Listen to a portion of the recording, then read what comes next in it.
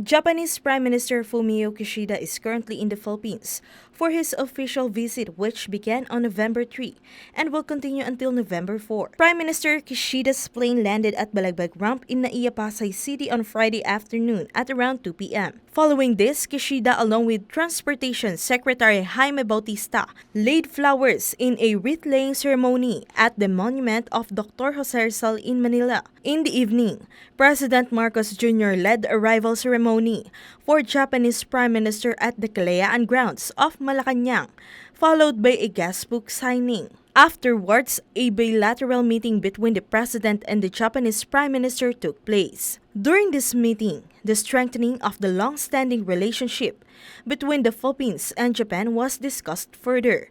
This relationship covers economic development, development partnership, security cooperation, people-to-people ties, and more. I'm glad to note that officials from the other branches of our government have likewise been committed to keeping our relationships vibrant. As we begin our discussions, I look forward to these very meaningful exchanges. President Marcos shared that in July 2023, they marked the 67th anniversary of the normalization of diplomatic relations between the Philippines and Japan. Our decades of cooperation have developed into a robust and strategic partnership built on trust, mutual respect, and common values. The chief executive also recalled his productive visit to Japan in the early part of the current year, emphasizing the strength of the Philippines-Japan relationship and identifying areas of cooperation between the two countries. And following my official visit to Japan in February 2023, we have welcomed several high-level delegations, including that of the delegation from the LDP of Japan and Japan-Philippines Parliamentary Friendship League. I also note the official parliamentary visit of the Philippine Senate to Japan on April of this year. Meanwhile, President Marcos thanked Kishida for accepting the invitation to visit the Philippines.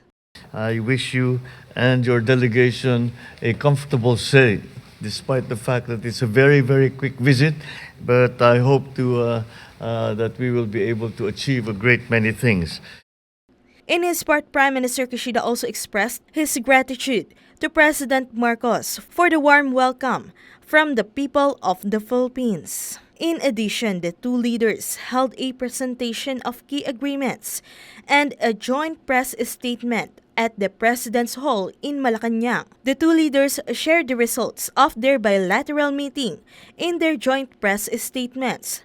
Before this, Marcos and Kishida witnessed the exchange of key agreements aimed at strengthening the bilateral relations between the Philippines and Japan. These agreements primarily focus on economic development, development cooperation, and security cooperation. President Marcos Jr. also hosted a dinner banquet at Malacañang for Prime Minister Kishida's official visit. Present at the state dinner were Vice President Sara Duterte, House Speaker Martin Romualdez, Senate President Juan Miguel Zubiri, AFP Chief General Romeo Browner Jr., Cabinet Secretaries, and others. For God and my beloved country, the Philippines, Kai Villan, SMNI News.